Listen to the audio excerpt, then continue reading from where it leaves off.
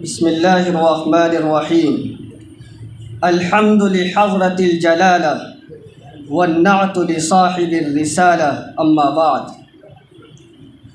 أولا وقبل كل شيء أشكر الله سبحانه وتعالى أنه منحني فرصة سعيدة ذهبية لتعلم اللغة العربية التي هي لغة القرآن الكريم ولغة الرسالة المحمدية. وثانيا أشكر بأعماق قلبي وقرارة فؤادي مدير العام فضيلة الشيخ شرف عالم القاسمي وابنه الأديب الأريب الأمين العام الشيخ حماد الكريمي الندوي حفظهما الله ورعاهما، اللذين بدأ لنا الدورة التدريبية التابعة للمعهد الإسلامي العربي لعموم الهند كي نصير بارعين ونكون ماهرين في التكلم باللغة العربية، ولا يزالان يبذلان جهودهما المغنية الجبارة لخدمة لغة القرآن الكريم ويفكران تفكيرا عميقا لطلاب المدارس الإسلامية الذين لا يستطيعون أن يتكلموا باللغة العربية.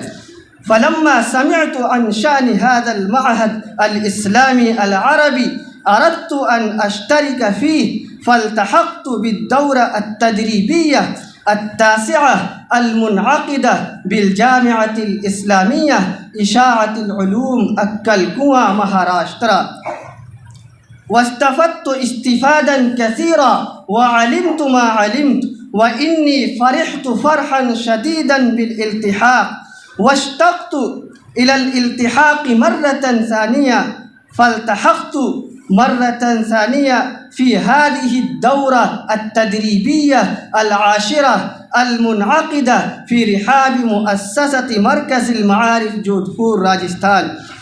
وإني أعتقد بل أتيقن من شارك في هذه الدورة التدريبية بشرط أن يكون مجتهدا وجد تلبته المقصودة، كما قيل من جد وجد ومن زرع حصد.